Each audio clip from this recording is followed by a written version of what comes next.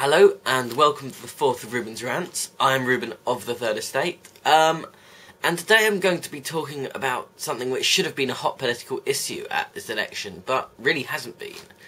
And that issue is housing, or more specifically, housing and the greenbelt, or housing and onerous regulation on house building. And this is an issue which pits the many against the relatively few, which pits the underprivileged against the overly powerful. But like I say, it hasn't been a hot political issue so far. Now, my interest in this is partly, as a Londoner, house prices have gone up everywhere, but they have risen astronomically by 300%, say, in London over recent decades. The average cost of even getting a flat in London now is £313,000. And the reality is that London is rapidly becoming a city for the super rich. The thing that always made me proud of London is it didn't follow this kind of donut model you see in places like France or to some extent Edinburgh, where you have the super wealthy centre and the poor push the peripheries. It's always been socially mixed, but that culture, that its socially mixed character, is basically being torn apart by economic reality. The point is that people who've grown up in London, lived here for generations, will not be able to set down roots here unless they happen to inherit a lot or enter the ranks of the very wealthy. So yeah, this is what's happening to London, and it's not an act of God. And sadly, it's not even a consequence of the vagaries of the market, although this is a part in it. A big part of it is actually regulation. Now, obviously, as a socialist, I'm all for not leaving things to the market, government getting involved. What I'm not for is regulation that redistributes wealth from the relatively poor to the already wealthy. Imagine there was good that people needed, I don't know, say marrows, or say something that people liked a bit more, like, I don't know, cheese. And the government passed legislation that said no more cheese can be produced for the next 10 years. Now, who would be the people laughing? The people who would be happy, who would be quids in, were the people who, like me, have lots of cheese in their fridge, because they could then sell it on to their cheeseless neighbours for pretty much whatever they wanted. And this is basically what's happened to housing. The demand for housing has increased for a number of reasons. There's been mass immigration, that's a reality, but it's a good thing. Families have been splitting up, so they've been occupying more housing space overall. People want to live alone for longer. So the demand for housing has been increasing, but the supply has been strangled.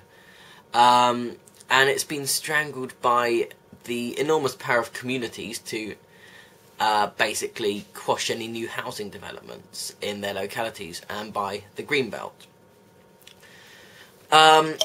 Living in a sparsely populated community might be enjoyable for some weirdos. It might be enjoyable for some people, but it's not an absolute right, and it's actually a preference that's just very difficult to accommodate. We have a growing population. As I said, we are using more space, and yet London is being squeezed, housing is being squeezed throughout the cities, so that a relatively small number of people can look out their windows and see roving fields.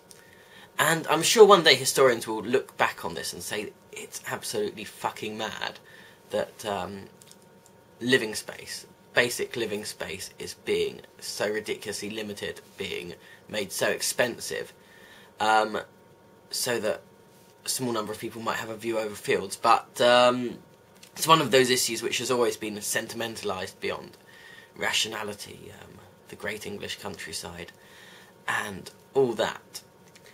But the point is that this has affected a massive wealth transfer.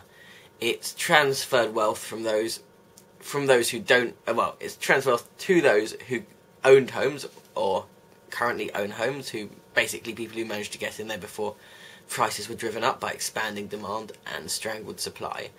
And those of us who are too young, or for whatever reason have not bought homes yet, are going to have to hand over enormous amounts of wealth to current homeowners if we want to ever have a place to call our own. And basically, I don't know why Labour have not pursued this. I mean, it's not like they get many votes from the English countryside. And, you know, if you're going to alienate rural Britain over a relatively minor issue like fox hunting, which, while it might fill some people with disgust, is fairly irrelevant to human welfare, why have we not fought this battle with substantial sections of rural Britain over housing?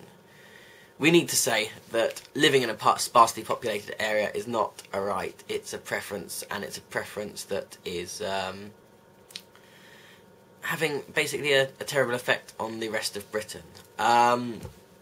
Some would argue that it's a sign of mental illness, the desire to live in a sparsely populated village. I mean, I have no idea, as I said in the previous post, why some people's greatest aim in life is to kind of live in a place where they have a choice between going to the Red Lion for some ale, or going to the White Lion, or taking a hike through some grass. But I wouldn't go that far as to kind of,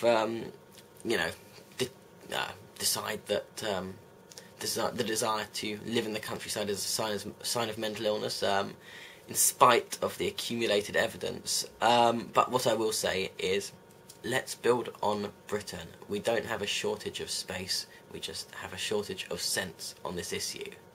Thank you very much. Bye.